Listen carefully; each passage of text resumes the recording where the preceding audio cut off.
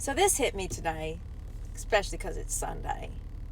How many of y'all feel or think like you need to do what your spouse tells you to do or wants you to do because they're your spouse? But how are they doing what God wants them to do? So how can they tell you what they want to do if they aren't even doing what God wants them to do, don't even model a relationship with God, aren't bringing God into your relationship? There is no spiritual guidance in your marriage. So how can you trust someone's opinion because they're human and get it that that's what God wants you for your life with what they want you to do? Or is it their ego that wants you to do it? You see, ladies rest in men who lead.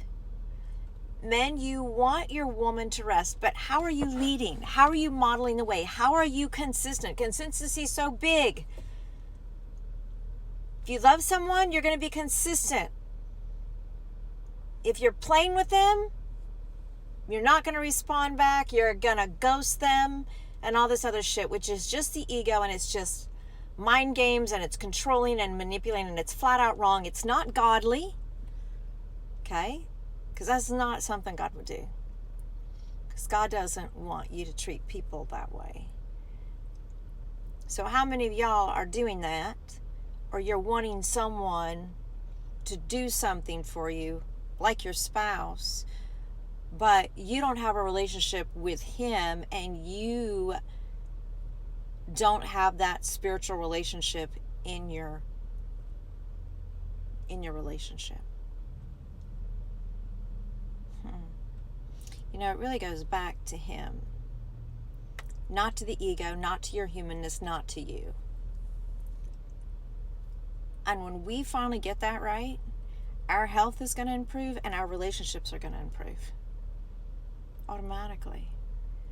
And men, you're going to lead, and women are going to be able to lean in because you have set a standard where God comes first, and you have a relationship with him. You're modeling that to your wife. You're bringing Christ into your relationship, and not just once a week and I'm going to pray at dinner. No, like literally you get on your knees and you go and you bring God in, look at his word, wrestle with his word, you pray together, you sing together, you worship together, you go serve together. That's what's missing in most relationships today. Men, you want to lead, but you aren't the spiritual head because you are not looking up, but yet you want your wife, you want your spouse to do things. She doesn't respect you, she doesn't trust you, and you wonder why.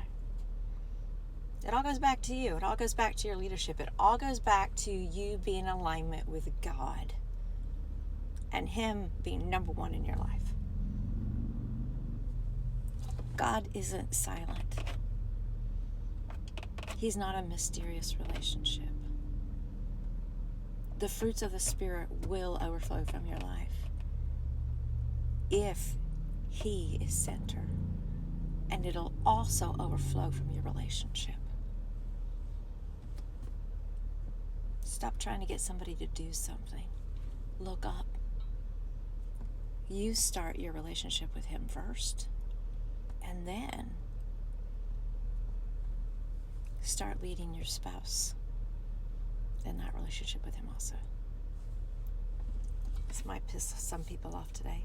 That's fine. I'm not here to please people. I'm here for people to step into their greatness.